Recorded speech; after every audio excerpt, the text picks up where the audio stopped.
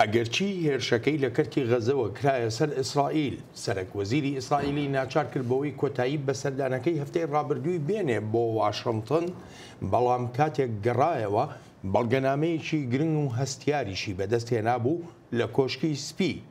خۆش هاتنەوە بۆ چاوی واشنگتن و جۆلان و قەیرانی عەرەب ئیسرائیل تەوەری بەرنامەی ئەم هەفتەیەمانە. سەرۆک ترامپ بێ هیچ دوودڵیەک سەروەری ئیسرائیلی بەسەر بەرزاییەکانی جۆلاندا ڕاگەیاند و دەشڵێت بڕیارێکە دەبوایە زووتر بدرایە.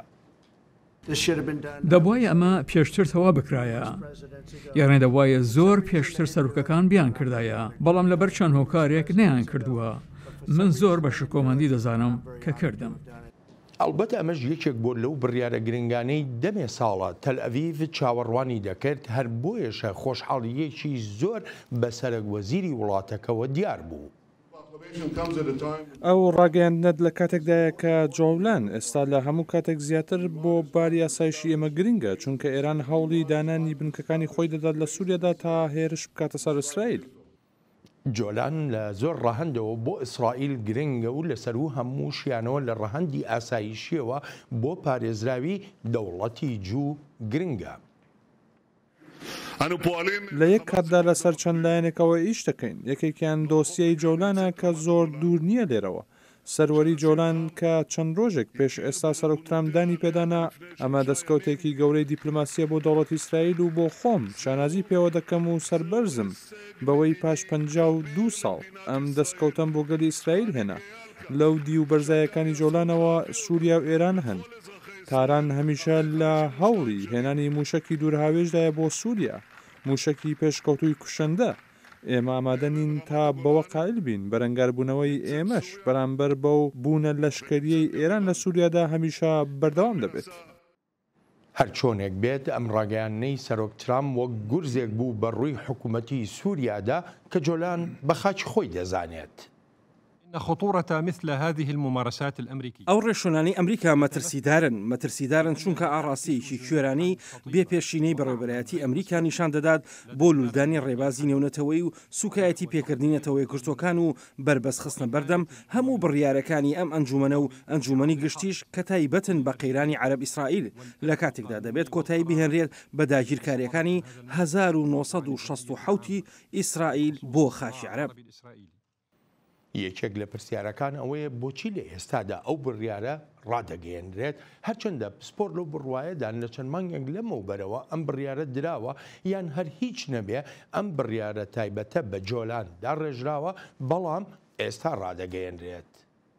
أعتقد أن هناك عدة تفسيرات وراءها. لەو بڕوایەدا ژمارەیەک لێکدانەوە هەن بۆ ئەم بڕیارە، ئەوەی کە باوە ئەوەیە سەرۆک ترامپ دەخوازەی یارمەتی سەرۆکوەزیری ئیسرائیل بدات لە هەڵبژاردندا.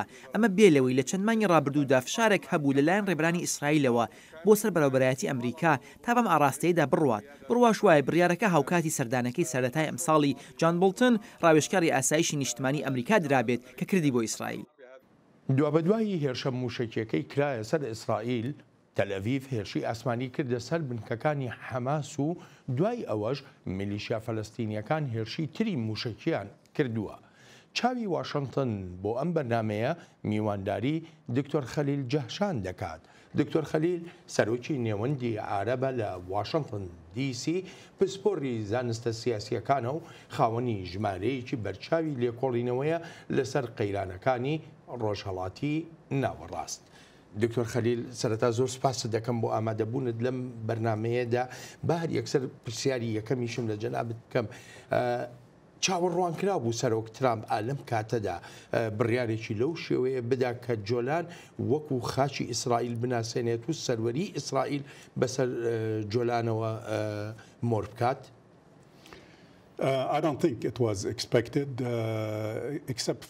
پێم وانییە چاوەڕوانکرا بوو بێت. تەنها چەند ڕۆژێک بەر لە ڕاگەیاندنەکە نەبێت بڕیارێکی نەگونجا و لە کاتی نەگونجاویشدا بوو لەلایەن سەرۆک ترامپ و لەلایەن ئەم بەڕێوەبەرایەتیەشەوە. بێگومان هەوڵەکانی ئیسرائیل بۆ دەست بە سەرداگرتنی جۆلان دەگەرێتەوە بۆ چەندان ساڵ لەمەوبەر.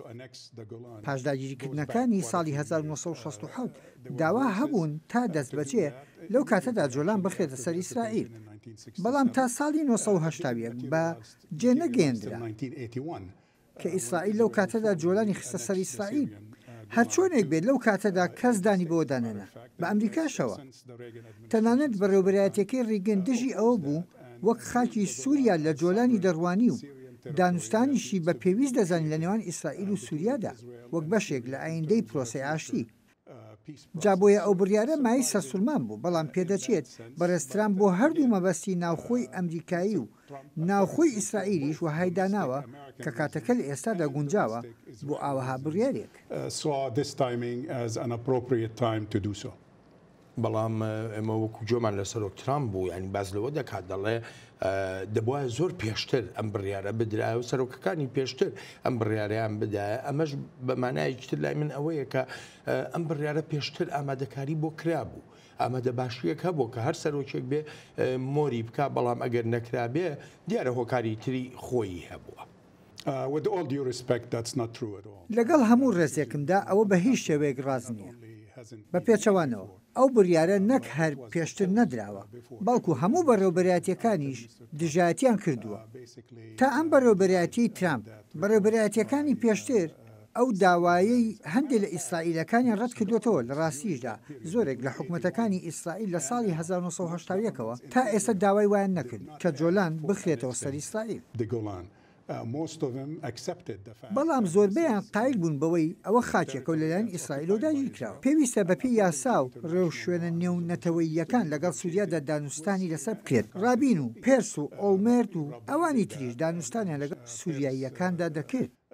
ئەو توێژانە هیچ ئەنجامێکیان نەبوو. جا هەر چۆنێک بێت ئەو بڕیارەی سەرۆک ترامپ هیچ شتێک لە ڕاستیەکانی سەرزەوی ناگۆڕێت، چونکە بڕیارەکە هەر تەنها سیاسی و هیچی تر و لەوانە شەویستی بێتی سەرنجەکان لەسەر خۆی لابەرێت بەهۆی ئەو کێشە یاسایانەی لەسەری هەن لە ناو ئەمریکادا. لەوانەشە ئەمە یەکەم هەنگاویش بێت بۆ هەڵبژاردنەکەی ساڵی 2020 تا جارێکی تریش هەڵبژێرێتەوە وەک سەرۆکی ئەمریکا. دێنەوە سەر کاریگەری ئەم بڕیارە لەسەر هەم هەڵبژاردن لە ئیسرائیل و هەم لە هەڵبژاردن لە ئەمریکاشدا. بەڵام تۆ پێت بتە حکوومەتەکانی پێشووی ئیسرائیل داوای ئەمەیان نەکردووە کە جۆلان بخرێتەوە سەر ئیسرائیل. بۆ ئەم حکوومەتەی نەتەنیاهۆ ئەم داوایی هەیە و سووریشە لەسەری.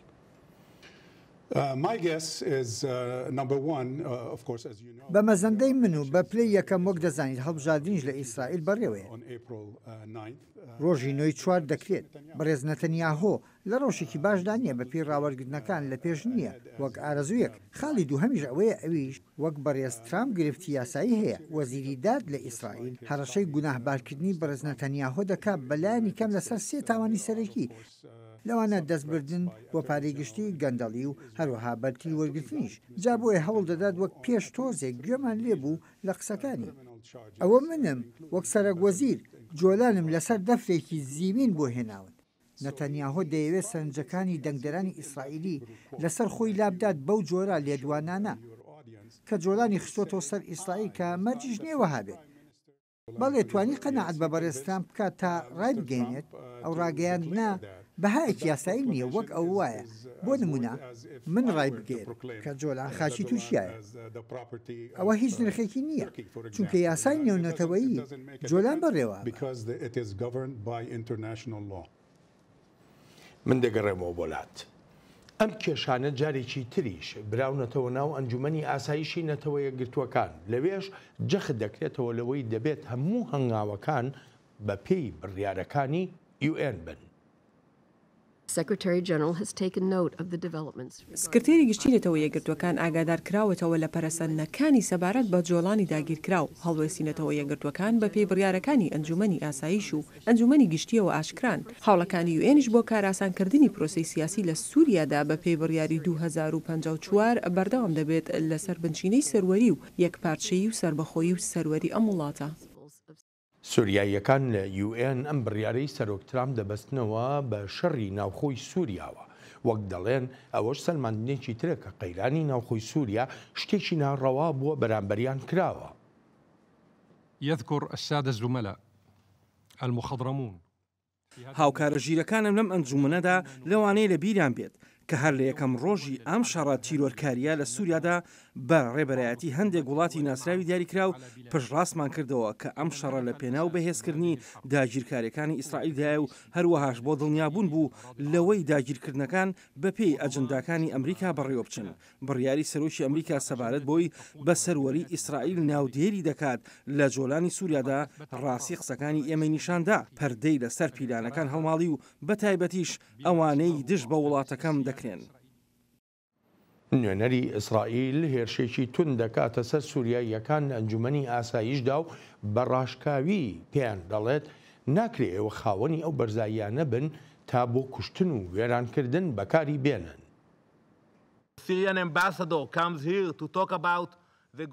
باڵوێزی سووریا تۆتە ئێرە و قسە لەسەر بەرزایەکانی جۆڵان دەکات. شەرمە بۆ تۆ لە کوێ بوویت کاتێک حکوومەتەکەت گازی ژەهراوی دەکرد بەسەر منداڵاندا. شەرمە بۆ تۆ ناپالم و بۆمبی هێشویی دژی گەلی خۆتان بەکاردێنن. شەرمەزاریە بۆ تۆ ئێرانیەکان بانکێشتنی وڵاتی خۆتان دەکەیت. هیچ وڵاتێک لە جیهاندا ناوچەیەکی استراتێژی ناخاتە دەست ترسناکترین دوژمنی. بە بێ بەرزایەکانی جۆڵان ئەوە سەربازەکانی دوژمن کە کوژی لە کەنار دەریاچەی جەلیلەوە سێرە دەگرن ئیسرائیل هەرگیز ڕێبەوە نادات. بۆ زۆرێک لە چاودێری سیاسی لە ئێستادا زۆرێک لە وڵاتانی عەرەبی و تەنانەت ئیسلامیش دەخوازن هێوربوونەوەیەک دروست بکەن لە ڕەوشی پەیوەندیەکانیاندا لەگەڵ تەل ئەڤیڤدا، بەڵام بەبێ ئەوەی هەڵوێستی گشتیان بگۆڕێت. بەبێ هیچ گومانی گۆڕانکاری دروست بووە لە هەڵوێستەکانی هەندێک لە دەوڵەتە عەرەبیەکان و حکوومەتەکانی وڵاتانی عەرەبیدا سەبارەت بە مەملانەکانی عەرەب ئیسرائیل. هەندێک لە حکوومەتەکانیش تا ئەندازەیەک هەر بە تەواوەتی خۆیان لەو دۆسیەی دوور دەگرن، بەڵام لەگەڵ ئەمەشدا بەپێ ڕاوەرگرتنە گشتیەکان هێشتا تەنها دۆسیەک هاوڕای لەسەر بێت لە ناو زۆربەی گەلانی ناوچەکە و کۆمەڵگای عەرەبیدا، دۆسیەی فلستین و گێڕانەوەی خاکی داگیرکراوە لەلایەن ئیسرائیلەوە. دکتۆر خەلیل پێشتر ئاماژە بۆوە کرد کە پێویستە ئەم چارەسەری ئەم کێشانە بەتابەتی لە دۆسەی جۆلاندا لە ڕێی با بڵین بڕیارە نێونەتەوەیەکانە بکرێ. ئێستا ئەم دۆسەیە لە ناو نەتەوە یەکگرتووەکانە پێت وایە نەتەوە یەکگرتووەکان بتوانێت چارەسەرێکی یەکلاکەرەوە چارەسەرێک کە ئیسرائیل و سووریاش پێی ڕازی بن بدۆزێتەوە؟ پێم وایە دەشێت چونکە سەروەختێک هەبوو ئەوانەی کاریان لەسەر ئەم دۆسەیە دەکرد لە ساڵی 1960ەوە هەردوو لایەن نزیک بوون لە گەیشتن بەڕێکەوتن لەسەر جۆلان، ئەلبەت بە ناوبژیوانی ئەمریکا. نەتەوە یەکگرتووەکان ئەو شوێنە نییە ئەفسوونی تێدا ڕوودات. UN ئەو سەکۆیە و توێژەکانی تێدا بەڕێوە دەچون و دەرفەتەکانیان دەخاتە بەردەست سەبارەت بە چۆنتی چارەسەرکردنی کێشەکانیان. کاتێک کە خواستی سیاسی ئامادەی هەبێ ئەوە نەتەوە یەکگرتووەکان بە سوود دەبێت. ئێستا ئەو خواستە سیاسی نییە. ڕاگەیاندنەکەی بەرزترام پێمان دەڵێت هەر هیچ نەبێ ئەمریکا ئەو خواستە سیاسی نییە بۆ ناوبژیکردن لەسەر جۆلان و دۆسیەکانی تریش. جا هەڵوێستی ئیسرائیل زۆر ڕوونە وەک گوێمان لە بەرز نەتەنیاهۆ و لە باڵێزی ئیسرائیلیش بوو لە نەتەوە یەکگرتووەکان. دەڵێن هەرگیز نابێت هیچ کەسێ لە بواری دیبلۆماسیدا هەرگیز بەکاری ناهێنێت چونکە شتێکی جێگیر نییە. جا بەڵێ هەندێک جار هەبووە کە ئەم کێشەیە دەکرات چارەسەر بکرێت و هەردوو لایەنیش دەزانن کە هەندێک شتی بچووک هەبوون بووبوونە ڕێگر لە بەردەمیاندا لە کاتێکدا وتوێژیان لەسەر ڕەهەندە ئاسایشی و لۆژیکی و سیاسی کردووە و لە کۆتاییدا ئەو توێژانە لەسەر دیاریکردنی سنوور نەگەیشتوونەتە ئەنجام. ئەوەی ئایا بۆ سنوور بگەڕێینەوە پێش ساڵی 1960 ئایا کەناری دەریاچەی جەلیل چۆن دەبێت؟ جا بۆ خاتی خوا سێ سەرک وەزیری ئیسرائیل دانوستانیان لەگەڵ سووریادا دەکرد لەسەر ئەم دۆسیانە کەچی ئێستا دۆناڵد ترامپ دێت و بڕیار دەدا جۆلان بەشێکە لە خاکی ئیسرائیل. ئەو ئارەزوی خۆیەتی ئەگەر واشنگتنی پایتەخت دەبەخشێت بە ئیسرائیل دەشێت ئەوە نیگەرانمان بکات. بەڵام بەرزایەکانی جۆلان مڵکی کەس نییە و سەروەری جۆلان بەپی یاسا نێونەتەوەییەکان دراوەتە گەلی سووریا و گەلی سووریا و وڵاتی سووریاش بەشێک نییە لە ئەمریکا و هیچ سەرۆکتران پیش نییە. ئاماژە بەوە دەکەی کە دەڵی ئیسرائیل و خواستە سیاسی نییە بۆ چارەسەرکردنی ئەو قەیرانە خۆ سووریاییەکانیش ئەو خواستەیان نییە. هەندێک لە عەرەبەکانیش بە هەمان شێوە ئەو خواستەیان نییە و نەکرد جەخت دەکەنەوە بەڵکو پێشدا دەگرن لەوەی کە جۆلان خاکی عەرەبە و هەرگیز نادرێت بە ئیسرائیل.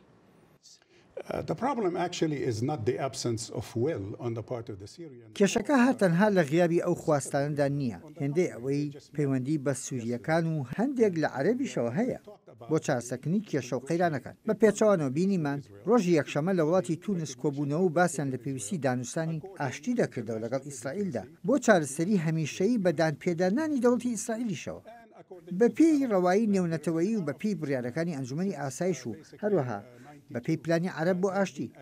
پلانێکی عەرەب هەیە بۆ ئاشتی لە ساڵی 1992 خراوەتە بەردەم ئیسرائیل، بەڵام ڕەتی کردەوە. لەگەڵ ئەوەشدا لە بەردانەواندنێکی مێژووی عەرەبی تێدا بوو کە پێشتر شتی وەها نەکرابوو. ئەو کێشەی ئێستا هەمانە لە سووریادا و دەشبێت داد بەوەدا بنین وەک لێکۆڵەرەوەیەک، وەک شیکەرەوەیەکی کاروباری ئەو ناوچەیە کە کێشە و گێرە شێوێنی و ئاژاوەیەکی زۆر هەیە لە سووریادا. بەهۆی 8 ساڵی شەڕەوە بەڕاستیش حکومەتی دیمەشق هەموو ڕەوایەکی خۆی لەدەستداوە. ڕێگەی بە داگیرکردنی سووریاش داوە لەلایەن زۆر وڵاتەوە. ئەمەش وەهای کردووە میێنەرانی ئیسرائیل لە نەتەوە یەکگرتوەکان بڵێن ئێران لە سووریادایە، ئیتر جۆلان گرنگ دەبێت بۆ پارێزراوی ئیسرائیل. ئەمە زۆر بێمانایە لەگەڵ ئەو چەکانەی ئەمڕۆ هەن، یانی ئەوەی کە جۆلان بەرزە و دەڕوانێ بەسەر ئیسرائیلدا لە بەرامبەردا موشکەکانی ئەمڕۆ هەن چ بایەخێکی هەیە. ئەمە شتێکی زۆر کۆنە و دەشێت لە ڕووی ئاسایشیەوە بۆ ساڵانی 60ەکان و 70ەکان ڕاست بوو بێت، نەک بۆ ساڵی 2019. خاڵێکی تریش ئەوەی ئێران 8 ساڵ لە سووریادایە. بۆچی لە ناکاو لە ساڵی 2019دا سەروەری جۆلان دەبەستێتەوە بە ئیسرائیلەوە؟ بۆچی 8 ساڵ لەمەوبەر ئیسرائیل داوای نەدەکرد؟ مەسلەی ئێران مەسلەیەکی ینی زۆر قوڵە، زۆر ئاڵۆزە باسی دەکەین ئێستا، بەڵام یەک پرسیاری تر بە کورتی پێم بڵێ ئێمە ئەگەر تۆزێ بگەڕێنەوە بۆ دواوە بڕوانینە کۆبوونەوەکەی کە لە واشۆ کرا. لەو کۆبوونەوەیەدا بە ئاشکرایی هەستی پێدەکرا کە هەر هیچ نەبێ بەشێکی بەرچاوی وڵاتانی عەرەبی نزیک بوونەتەوە لە ئیسرائیل و لە هەوڵی ئەوەدان کە زیاتریش نزیک ببنەوە. ئەمە چەند کاریگەری هەیە؟ بەڵێ پێدەچێ لەمەدا کرانەوەیە کە بێت جا هاوڕابین لەگەڵی دایاننا، ئەو بابەتێکی ترە. بەڵام ئێستا بە ئاشکرایی هەندێک وڵاتی عەرەب کە پێشتر لەبەر هەر هۆکارێک بوو بێ پشتیوانیەکی گەورەی دۆسەی فەلەستین بوون، بە هەموو شێوەیەک سەر و سەودان لەگەڵ ئیسرائیلدا ڕەدەکردەوە، دانیان بەبوونی ئیسرائیلدا نەدەنا، بڕوایان بە ئاساییکردنەوەی پەیوەندیەکان نەبوو لەگەڵ ئیسرائیلدا. ڕێگان نادا ئیسرائیلی سەردانی وڵاتەکانیان بکەن. وەلێ ئێستا ئەو چەند وڵاتە وەها دەیبینن بەرژەوەندی نیشتیمانی تەواو جیاوازیان، ئەمەش هەر لە دۆسەی فەلەستیندا سنوردار نییە، وەک ئەو جیاوازیەی لە هەندێک لە وڵاتانی کەنداودا دەیبینین بەرامبەر ئێران. ئێستا هەندێک لەو ڕژێمانە ئاساییکردنەوەی پەیوەندیەکانیان لەگەڵ تەلئەڤیڤدا لە ڕووی سیاسیە و بە شتێکی گونجاو دەزان بەرامبەر ئەو نەیاریەی لەگەڵ ئێراندا هەیە. ئەمەش بەبێ هیچ گومانێک گۆڕانکاری بەسەردا دێت، وەک هەڵوێستە سیاسیەکانی پێشتری ئەو ڕژێمانە. گەر یارمەتی هەبێ دەخوازم ئاماژە بە شتێکی تریش بکەم. هەندێک لە ڕژێمەکان ئەو کرانەوەیان هەیە، بەڵام گەلەکانیان نا. ئەو لێکۆڵینەوانەی وەک نێوەندی عەرەب کردومانن لێرە و لە دۆحە ئەو ڕاستیەی پیشاندانی کە زۆرینە بە عەرەبستانی سعودیشەوە. زۆربەی هەر زۆری خەڵک بڕوایان وایە کە ئێستا کاتی ئاساییکردنەوە نییە لەگەڵ ئیسرائیلدا. ئەمە ژیانی کلێنێکی زۆر گەورە هەیە لە نێوان خەڵکو و ڕژێمەکانیاندا، یان خەڵکی دیاریکراوی ناو ئەو حکومەتانە کە ئێستا سەرۆکتران بوو توێژان لەگەڵاکە. جا بەپێی دیموکراسی وەک ئەمەی ئەمریکا پێویستە گوێ لە خەڵک بگیرێت، نەک لە ڕێبەرێک یان دوان. بەڵام دیموکراسی ئەمریکا لەگەڵ دیموکراسی ئەو ناوچەیە هەر تەواو جیاوازە. دوو وڵاتی گەورەی ڕۆژهەڵاتی ناوەڕاست بە توندی ئیدانەیەکی زۆری بڕیارەکەی سەرۆک ترامپیان کرد، یەکێکیان کۆماری تورکیا. ئەمریکا باشکەنە ترامپن ڕاگەیاندە نەخوازراوەکەی سەرۆک ترامپ سەبارەت بە بەرزایەکانی جۆلان تەواوی ڕۆژهەڵاتی ناوەڕاستی خستۆتە سەر لێواری قەیرانێکی نوێ و پشێویەکی نوێشەوە. ئێمە هەرگیز ڕێگە نادەین و ناتوانین ڕێگە بدەین بە ڕەواییدان بە داگیرکراوی بەرزایەکانی جۆلان. کۆماری ئیسلامی ئێرانیش واتە نەیارە سەرسەختەکەی ئەمریکا ئەم دەرفەتەی قۆستەوە تا هێرشێکی تر بکاتەوە سەر کۆشکی سپی و سیاسەتەکانی ئەمریکاش.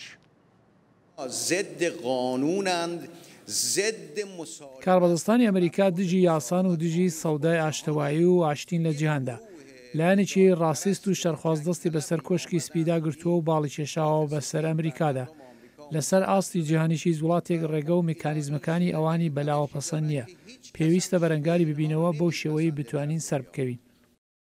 بۆ چاودێریش ئەم بڕیارە بێمەترسی نییە لە کاتێکدا لەو ناوچەی جیهاندا تازە بە تازە شەڕەکانی دژی تێرۆریزم کۆتاییان پێێنراوە هەرچەندە وەک دەگوترێ زەمینەی دروستبوونی تێرۆریزم کۆتایی پێنهاتووە.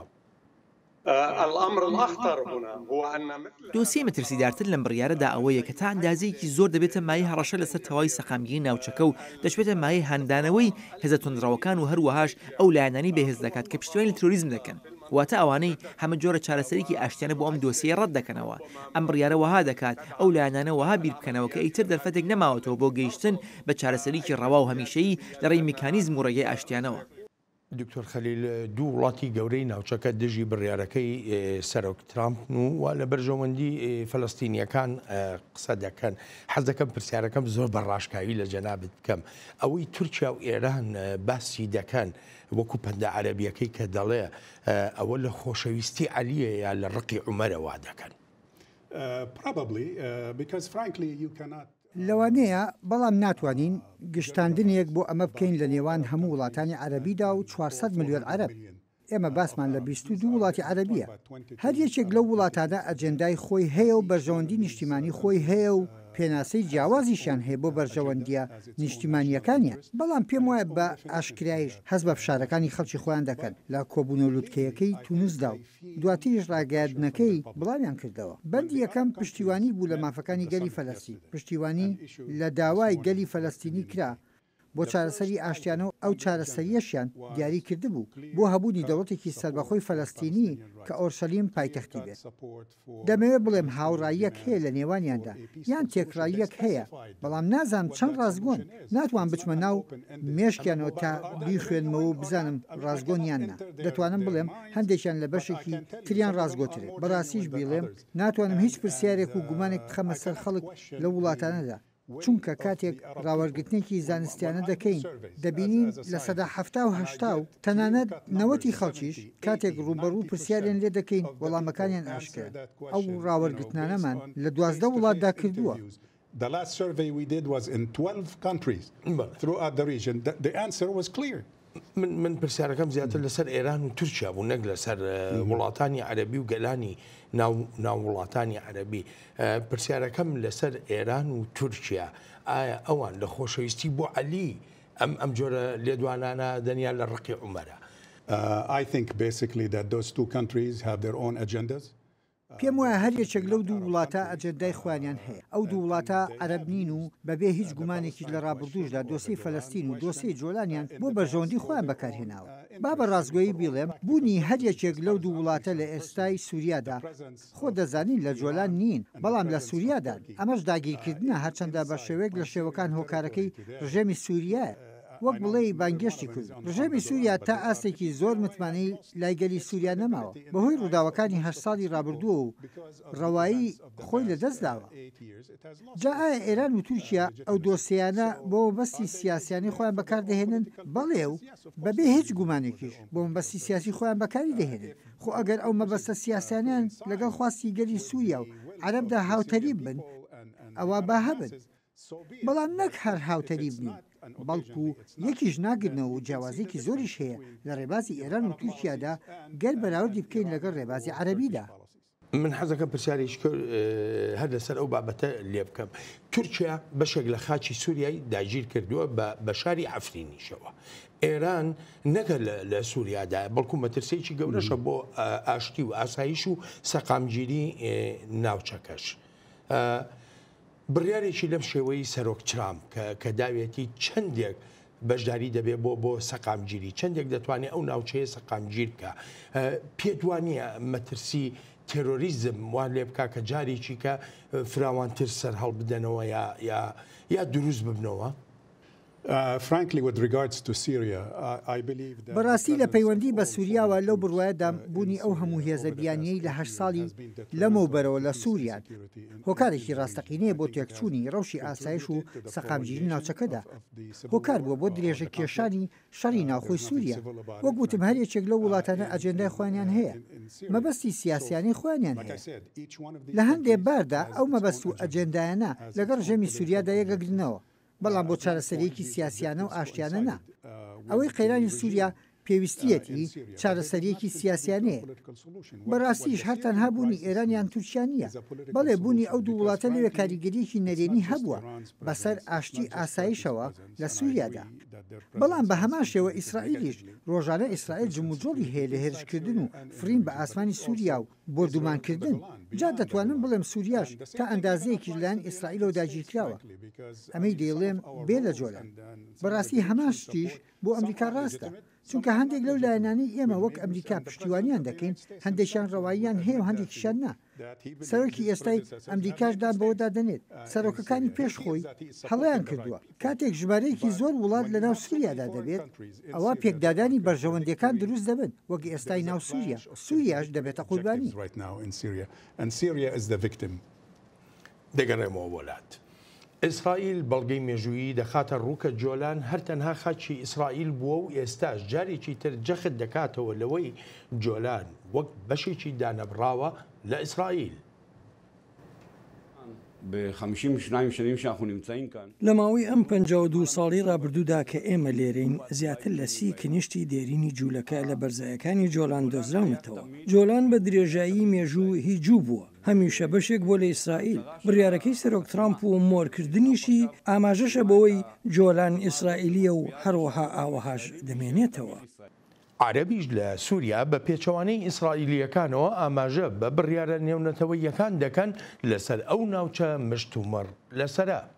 جۆلان ئەرض عەرەبیە سووریا جۆلان خاکی سووریا و عەرەبە جۆلان هاوڵاتی خۆی هەیە و داکۆکی لێ دەکەن پاش 52 ساڵ بەرگریکردن نە ترەمپ و نە هیچ کەسێکی تر دەتوانێت بە واژووکردنێک بیسڕێتەوە ئەو جۆرە وروژاندنانەمان بەلاوە ئاساییە ڕاهاتوین لەگەڵ بڕیارە شەڕانگێز ئامێزەکاندا بڕیارە بێزراوە نێونەتەوەیەکان لە ڕێکەوتنی ساڵ 1970 لاهای تا چوارەم ڕێکەوتنی ژنێڤە لە ساڵ 1949 بڕیارەکانی ئەنجومەنی ئاسایشی UN کە لە هەمویان گرنگتر بڕیاری 497 بوو کە هەفتەی دوانزەی ساڵی 1970 لە وەرگرتنەوەی جۆڵانی ڕەت کردەوە. شیکەرەوە لەو بڕوایەدان جۆلان کرا بە بەشێک لە سەودایەکی سیاسی نێوان سەرۆک ترامپ و سەرۆکوەزیری ئیسرائیل وەک ڕەخساندنی زەمینەی سەرکەوتنی جارێکی تری نەتەنیاهۆ لە هەڵبژاردنەکاندا. ترامپ دیاریەکە و دەیداتێ دیارەکە بۆ بەڕێوەبەرایەتەکەی نەتانیاهوو وەک ئەوەی پێی بڵێت ئێمە پاڵپشتانین پشتیوانیتان لێ دەکەین بەڵێ ئیسرائیل پیاوێکی بەهێزی هەیە و هاوپەیمانێتی ترامپ نەتانیاهوو شتێکی سەرەکیە بۆ ئاسایشی ئیسرائیل و هەروەهاش بۆ ئەوەی جارێکی تر دەنگ بدرێتەوە بە نەتانیاهوو. ئەم دۆسەی هەڵبژاردنە هەر بۆ ئیسرائیل نییە ساڵی 2020 لە ئەمریکا هەڵبژاردننی سەرۆکایەتی وڵاتەکە دەکرێت. سەرۆک ترامپ لە خۆ ئامادەکردندایە بۆ سەر لە نوێی هەڵبژاردنەوەی و لە هەولی ئەوەدایە سەردانەکەی نەتەنیاهۆ وەک هاوکاریە زۆرەکانی خۆی بۆ ئیسرائیل نیشان بداتە هەندێک لەو دیموکراتانەی دژی ئیسرائیل و دژی جوو لێدوان دەدەن. جا بە هەر بارێکیاندا بێ بەڵام نکوڵی لەوەش ناکرێت کە دەشێ ئەو بڕیارەی سەرۆک ترامپ بە زیان بشکێتەوە بەسەر ئیسرائیلدا. لەگەڵ ئەو بڕیارەدا سووریایەکان رووسایەکان و هەروەهاش ئەوروپایەکان دژی ئەو ڕاگەانە ڕاوەستانەوە لە ڕاستیدا پێم وایە لەوانەیە ئەو ڕاگەانەی سەرۆک ترامپ زیان لە پێگەی ئیسرائیل بدات لە جۆلاندا جۆلان لە بەرنامە و کارنامەی هیچ کەسێکدا نییە. دکتۆر خەلیل وەکو جۆمان لێبوو کێشەکە ئەوەنی هەر لە نێوەندە سیاسیەکە بێت و یاخود لە نێوەندی بڕیاردانە مابێتەوە ئێستا کێشەکە بۆ بە کێشەی نێوان دوو گەل هەم گەلی عەرەب لە سووریادا و هەم گەلی ئیسرائیلیش بڕیاری سیاسی چارەسەری ئەو کێشە ئاڵۆزە دەکات لە ناو خەڵکدا.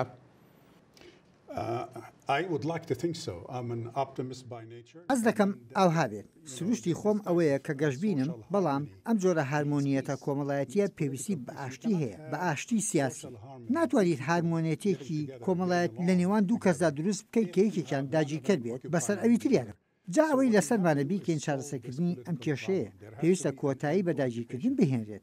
ئەو ناوچەیە واتە جۆلان لە ساڵی 1960ەوە ڕەوایی نێونەتەوەی هەیە لە وەتای دەستپێکی ئەم قەیرانەوە کە دەڵێت پێویستە سەروەری جۆلان بگەرێتەوە بۆ سووریا و ئەو جا دەستکرێت بە دارستاندن و پاشانیش لەوانەیە جۆرێک لە ڕێکەوتن بێتە ئاراوە لە نێوان هەردوو وڵات.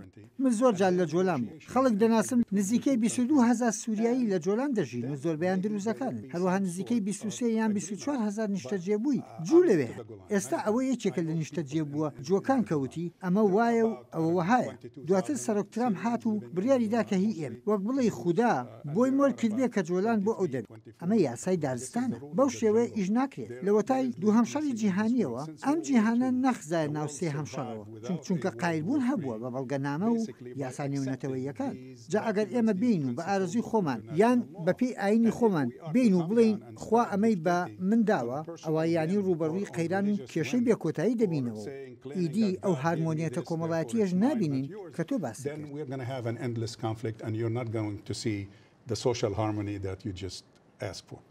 پێ دوایە سەرۆک ترامپ بتوانێت ئەم دۆسەیە بەکاربێنێ لە هەڵبژاردنەکاندا بە تایبەتی ئەنی پێشتری جۆمان لێ بوو سەرۆک ترامپ دەڵێ دیموکراتەکان بە هیچ شێوێ بڕوایان بە ئیسرائیل و بڕوایان بە جوولەکەش نییە.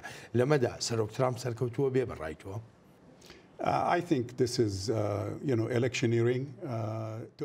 پێم وایە ئەمە هەوڵێکە بۆ بردنەوەی هەڵبژاردن لە ڕێی گوناهبارکردنی دیموکراتەکان بەوەی کەمتر پشتیوانی ئیسرائیل دەکەن. بە پلەی یەکەم ئەو جۆرە گوناهبارکردنانە نوکوڵیکردنە لە مێژوویەکی درێژخایەن.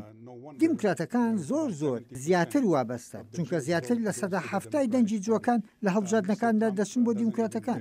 لە باشترین باریشدا بەڕێستام لەوانەیە ئەو پەڕەکەی لە 120 بۆ 25 دەنگی جوەکان بەدەستبێت. دەزانی گوناهبارکردنی لایەنی بەرامبەر نابێتە مای ڕەوایی بۆ گۆڕینی سیاسەتی ئەمریکا بە 180 پلە کە لە ساڵی 1960ەوە بەڕێوەبەرایەتیەکانی پێشوو پشتیوانیان لێ دەکرد. ئەم سەرۆکەمان یاری بە ئاگر دەکات و پێشم وایە ڕاگەیاندنەکەی یەکەم هەنگاوە بە ئاراستەی شەڕدا لە ئایندەی جۆلاندا.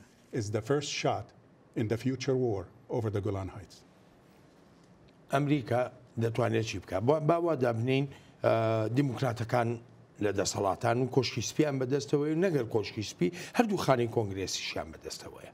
دەتوانن چی بکەن ینی بێت لە بڕیارێکی لەو شێوەیە ڕەوشەکە هەروەکو خۆی بێڵنەوە.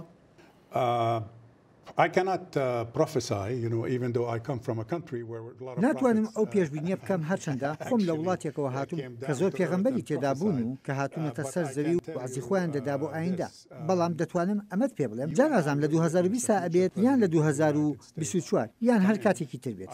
سەرۆکێک دێت و ئەم بڕیارە هەڵدەوەشێنێتەوە چونکە لە بەرژەوەندی نیشتیمانی ئەم وڵاتە نییە. زۆربەی ئەمریکایەکان دەخوازن چارەسەری سیاسیانە ببینن لەو ناوچەی جیهاندا. دەخوازن دەستێوەدانی کەمتری ئەمریکا ببینن لە ناوچەکەدا و هەروەهاش دەخوازن بێلایەنیەکی زیاتری ئەمریکا ببین لە سیاستەکانیدا بەرامبەر ڕۆژهەڵاتی ناوەڕاست. دانی پێدا ئەنێم زۆربەی ئەمریکایەکان بە دیموکرات و کۆمارەکانیشەوە پشتیوانی لە ئیسرائیل دەکەن و ئەوە شتێکی ڕوون و ئاشکرایە. بەڵام ئەوە کێشەکە نییە چونکە کێشەکە لە بەرژەوەندی نیشتیمانی ئەمریکادایە. کێشەکە یاسا نێونەتەوەیەکانە پرینسیپەکانە. کێشەکە قبوڵ نەکردنی دەست بە سەرداگرتنی ناوچەیەکە لە ڕێی هێزەوە. ئەمانە یاسای نێونەتەوەیین و سەرۆک پێشێری کردووە بەدانی سەروەری جۆلان بە ئیسرائیل. ئەلەم هەلوو مەرجەدا کۆمکاری عەرەب بڕیاریدا کۆبوونەوەی لووتکەی خۆی بکات لە نێوەندی ژمارەیە کێشەی زۆر قۆ لە نێوان وڵاتانی عەرەبیدا. أي إعلان من أي دولة مهما كان شأنها هەر ڕاگەاندنێک لەلایەن هەر وڵاتێکەوە بێت بەبێ گوێدانە ئەوەی لە چ پێگەیەکدایە یا چ قەبارەیەکی هەیە ئەگەر پێچوانی ئەو ڕاستە بێت ئەوە هیچ شتێک لە ڕاستەکە ناگۆڕێت و هیچ بەهایەک و کاریگەرێکی یاسایی نابێت. ئەگەر داگیرکردن تاوانێکی گەورە بێت ئەوە ڕەوایی پێدان هەڵەیە و لادان و ڕاکردنە لە یاسا و دادوەری. بەڵام شیکەرەوە بەر لە دەستپێکی ئەو کۆبوونەوە لووتکەیەش لەو بڕواایەدا نەبوون ئەندامانی کۆمکاری عەرەب بتوانن هەڵوێستێکی تۆکمەی هاوبەش بکەنە سەرچاوە بۆ بڕیاردان لەسەر دۆسەی جۆلان و قەیرانی عەرەب ئیسرائیلیش. أتصور أن القمة العربية ستنتهي إلى قرار کۆبەرەوەی لوتکەی وڵاتانی عەرەب بە بریارێک کۆتایی پێدەت بۆ ئیدارەکردنی ئەو بریارەی ترامپ مۆری کردووە سەبارەتەوە بەرزایەکانی گۆلان و ئەمەش نابێتە مایەی چارەسەرکردنێکی واقعانە و لە ڕەهەندی ئیدارەکردن زیاتر تێ ناپەڕێت و تەنها وەک بیرخستنەوەیەک دەبێت بۆ یاسا نێونەتەوەیەکان و بیرارەکانی نەتەوەی گرتوەکان و ئەنجومەنی ئاسایش ئەوانەی تایبەتون بە گۆڵان. دکتۆر ئەدمۆن غەریب هاوڕایە و بە گومانیشەوە دەڕوانێتە هەر هەڵوێستێکی کۆمکاری عەرەب. لەو بڕوایدام تەنها هەڵوێستی ئیدانەکردن دەبینی لە بەرامبەر دۆسی قودس و هەروەها جەولان و بڕیارەکەی سەرۆک ترامپ. بەڵام لێرەدا پرسیارەکە ئەوە دەبێت ئایا وەرگرتنی و هەڵوێستە چ مانایەکی دەبێت؟ کارێکی کردەیی لە قسەکانی ڕێبەرانی عەرەب دەبینین؟ لەو بڕوایدام ئەمە دوورە لە ئێستادا، بەڵام پێویستە چاوەڕوان بین و بزانین ڕێبەرانی عەرەب چۆن سەرسودا لەگەڵ ئەم بابەتە دەکەن. دکتۆر خەلیل من بۆ خۆم کە بەیاننامەکەی کۆمکاری عەرەب بخوێنەوە لە پاش ئەم کۆبوونەوە لوتکەیی وڵاتی تونس بەلا مۆجی سەرسوڕمان نەبوو و زۆریشم لەو جۆرە بەیاننامانە بینیوە لە کۆتایی هەر کۆبوونەوەیکی لوتکەییدا. کۆمکاری عەرەب بتوانێت چی بکە؟ من بۆ خۆم هەواداری کۆمکاری عەرەب بەڕاستیش بڕوام وایە کۆمکاری عەرەب یەکێکە لەو ڕێکخراوانەی ناوچەکە کە زۆر دەمێکە کاتی بەسەرچووە. ئەگەر جیهانی عەرەبی دەخوازێت پرۆژەیەکی هاوبەشی هەبێت تا داکۆکی لە بەرژەوەندیەکانی خۆی بکات و ڕوانینی خۆی بخاتە ڕوو بۆ جیهان، ئەوە لەوانەیە پێویستی بەسەر لە نوێ دروستکردنەوە هەبێت. تۆ ئاماژەت بەوە کرد کە پێشتریش گوێبیستی هەمان ئەو جۆرە بەیاننامانە بووی. هاوڕە لەگەڵ تاو ئەمە فیلمێکی کۆنە و 29 جار بینیمان. بەڕاستیش بۆ خۆم و خۆت زۆر بێزار کرد. ئەوەی هاوکارم دکتۆر ئەدمۆن غەریب ئاماژەی پێکرد ڕاستە. پێویستە بیبینین و بزانین ئەو قسانەی کراون دەبنە کردار و هەنگاو دەنرێت لە پاش ئەو گوتارانە. بەڵام بە پێچەوانەی دکتۆر غەریبیشەوە دەڵێم لەوانەیە زووتر شتەکە ببینین. دەزانی بۆ چونکە ڕۆژی نۆی ئەم مانگی چوارە هەڵبژاردنە لە ئیسرائیل و هەفتەیەک گیان دوات. ئەمریکا دەست دەکا بە دابەشکردنی پلانەکەی خۆی بۆ ئاشتی کە بە ڕێکەوتنی سەدە ناسراوە. زانیاریەکی ئەوتۆم لەسەر ئەو پلانە نییە. لێرە لە واشنگتن هەندێک بەشیم بینیوە و هەر بۆیە ڕام وایە کە سەر ناگرێت وەک بڵێیت بە مردووی لەدایکە بێت. لێرەدا جیاوازیەکە ئەوە دەبێت ئەو وڵاتە عەرەبیانەی ئەو ڕاگەیاندنانەی کۆمکاری عەرەبیان مۆر کردووە وەڵامیان دەبێت بۆ ئەو پلانەی ئەمریکا. لێرەدا دەکەونە بەردەم ژمارەیەک پرسیارەوە لەوانە ئایا ئەو پلانان ڕێگە دەدات بە دەوڵەتێکی سەربەخۆی فەلەستینی بەپێی سنوورەکانی 1967 ئۆرشەلیم پایتەختی بێت؟ ئایا ڕێگە دەدات بۆ دەست بە سەرداگرتن لە ڕێی هێزەوە؟ بە مانایەکی تر ئایا کەناری ڕۆژئاوە غەزە و جۆلان و ڕۆژهەڵاتی ئۆرشەلیم دەگەڕێنەوە بۆ خاوەنەکانیان یان نا؟